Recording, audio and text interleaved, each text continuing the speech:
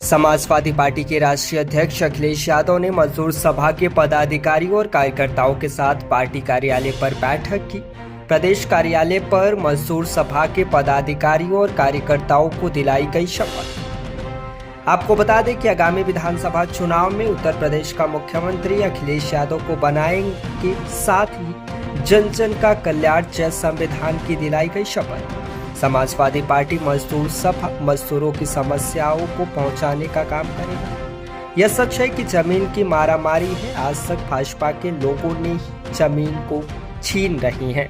साथ ही आपको बता दें कि अखिलेश यादव ने कहा कि इसीलिए हमारे किसानों के साथ धोखा ना हो, झांसी के लोगों के साथ धोखा ना हो, उनके सर्किल रेट के हिसाब से पैसा मिले। एक संदेश अरविंद जी आपको सुनाएंगे। उसके बाद चाचा और हम दोनों मौजूद हैं आपके सवालों को लेने के लिए।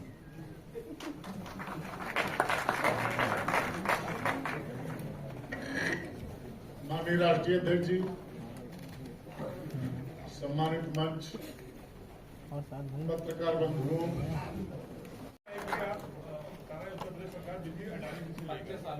क्या 35 सालों तक अडानी ग्रुप से तो हमारा एक काम मान लो, हमारा भी कहना मान लो। आज ऐसा है, हर दिन हम ये पढ़ते हैं अखबारों में, कई बार आप लोगों ने भी लिखा होगा कि जेपी ने ऐसी बिक रहा है। हम आज आपके सामने कह रहे हैं कि जब सब बीजेपी बेच ही रही है तो हम समाजवादी पार्टी के लोग मिलकर के जेपी नाइसी को लेना चाहते हैं।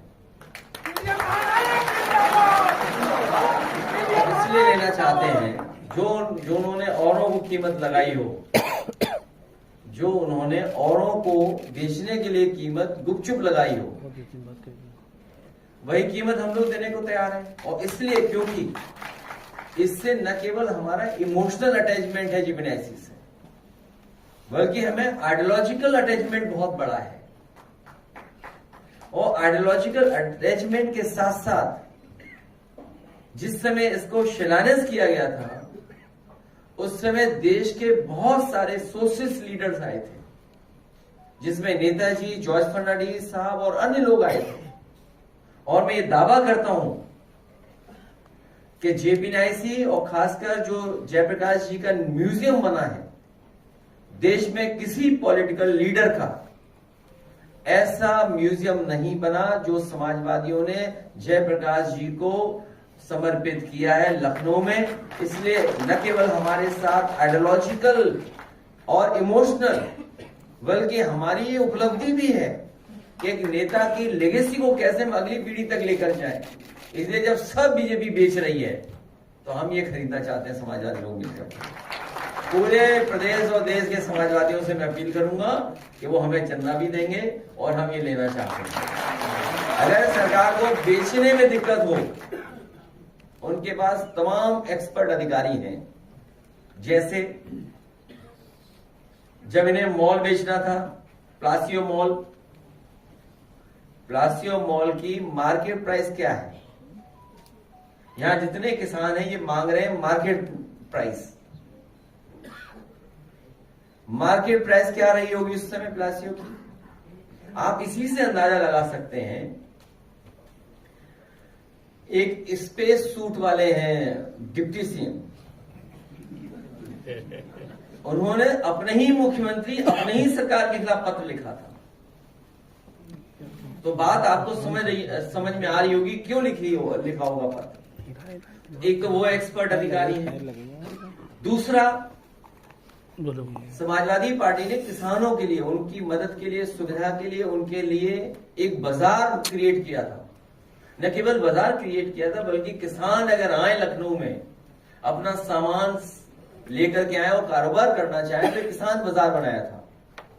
सुनने में आया है कि आजकल सबसे मॉडर्न, सबसे हाई फाई जगह वो बन गई है, लेकिन वो किसान नहीं है, नई पीढ़ी के लोग हैं। वो किसान बाजार कैफे सेंटर बन गया है। किस नाम से जाना जाता है मैं तो नहीं जान रहा हूं, मैं तो एक ही बार गया हूं वहां पर। नहीं, जो भी हो। और उसके बगल में किसानों को रुकने की जगह थी, जिसमें होटल बन गया है बहुत बड़ा लाल रंग का। देखिए लाल रंग हमारा था, लाल रंग हमारा था। लेकिन वो लाल रंग नहीं हटा, पोर्टल हट गया, किसान की जगह किसी उद्योगपति पे पहुंच गया, हमें कोई आपत्ति नहीं है। तो वो जो एक्सपर्ट लोग हैं, मैं केवल इन बातों को इसलिए कह रहा हूं कि वो एक्सपर्ट हैं कि कैसे कोई चीज बेची जाती है। ये सरकार एसेट्स नहीं क्रिएट कर सकती, सरकार एसेट्स को बेच रही है, क्योंकि कल हम और आप कंगाल हो जाएंगे। अभी मैं देख रहा था, भारतीय जनता पार्टी को कैसे पता है वॉर होने वाला है?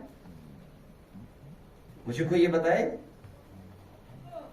भारतीय जनता पार्टी को कैसे पता है वॉर हो रहा है? उनके ट्विटर हैंडल से, उनके मीडिया सेल से एक कहा कि वॉलंटियर्स हमें चाहिए जो लोगों की मदद करेंगे। उन्हें कैसे पता वॉर होने जा रहा है? ये सोचने की बात है। मैं आपसे कह रहा हूं, अरे देश बचाओ, हम सब बचेंगे तभी। आप बताइए बीजेपी कैसे इसको ट्वीट कर सकती है? आप में भी होगा, भी चल रहा, वाईफाई हमारा चल रहा नहीं चल रहा है? तो सुरक्षा जैसे विषय पे भी कोई गंभीरता नहीं बीजेपी के अंदर। मुझे नहीं कहना चाहिए क्योंकि मैंने मोबाइल ऑन किया तो अचानक आ गया, तो मैं अचानक बात कर रहा हूं आपसे। इनकी पार्टी के लोगों को कैसे पता कि ये होने जा रहा है? और फिर ये कोई दिखावटी और प्रदर्शन का वो नहीं है समय। आप अपने ट्विटर हैंडल पे डाल रहे हैं वॉलंटियर्स चाहिए हमें। आप पढ़िएगा इंग्लिश में चिट्ठी क्या है, पढ़ दे कोई अगर पढ़ सकता है तो इंग्लिश में। हिंदी में क्यों नहीं दिया इन्होंने? आती नहीं, इसलिए कि कोई जाने ही ना।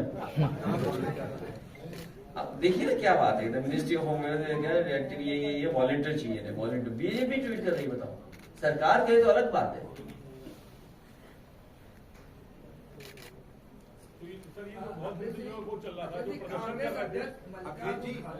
दावा किया है रांची में कि पहलगाम हमले से पहले 3 दिन पहले पीएम मोदी को एक खुफिया रिपोर्ट दी गई थी, जिसके बाद उन्होंने कश्मीर का दौरा रद्द किया, लेकिन आम आदमी की सुरक्षा सुरक्षित नहीं। अब वो विषय नहीं है, अब विषय ये है कि मॉक ड्रिल होने जा रही है। अब विषय वो खत्म हो चुका है। अब सब ने जब ये आश्वासन दे दिया है और सरकार के पक्ष में खड़े हो गए हम सब कि सरकार जो करेगी, जो ठोस कदम उठाना चाहे उठाएं, तो अब पुराने सवाल नहीं खड़े हो सकते हैं। हालांकि मुझे कांग्रेस पार्टी के बारे में नहीं कहना, वो सीनियर लीडर है, लेकिन हम सब ने मिलकर के सरकार को यही आश्वासन दिलाया है, भरोसा दिलाया कि आप ठोस कदम उठाइए, हम आपके साथ हैं। अब तो मॉक ड्रिल होने जा रही है, इसलिए लाइट वाइट जो इंस्ट्रक्शंस हों वो आप भी जारी कर देना, तो हम लोग फॉलो करेंगे। और जो सरकार कहे वो मान लेना आप भी। सरकार मॉक ड्रिल कर रही है, वहीं पे कासगंज जा रहे थे, आज रामजीलाल सोन उनको रोक दिया गया। ने भारतीय जनता पार्टी को अयोध्या की धरती से हरा दिया था और पूरे देश में एक संदेश दिया था कि कम्युनल पॉलिटिक्स का अंत होगा, कम्युनल पॉलिटिक्स और आगे नहीं बढ़ सकती। झांसी के लोग, किसान भाइयों से भी कहूंगा, इन भारतीय जनता पार्टी को सबक सिखाएं। पूरे बुंदेलखंड के लोग सबक सिखाएं, क्योंकि वहां पर जा करके भारतीय जनता पार्टी ने झूठ बोला है। मिसाइल बनाएंगे, फाइटर पायलट, वो फाइटर एयरक्राफ्ट बनाएंगे। आज अगर गोला बारूद, तोप, गोली, बंदूक बन गई होती तो हमें बाहर से नहीं मंगाना पड़ता कुछ भी। हमारे बुंदेलखंड में मिसाइलें बन गई होती तो हमें रशिया से मिसाइल नहीं मंगानी पड़ती, दूसरे देशों की तरफ नहीं देखना पड़ता। बताओ कब कहा था कि हम मिसाइल्स बनाएंगे, आप याद कीजिए।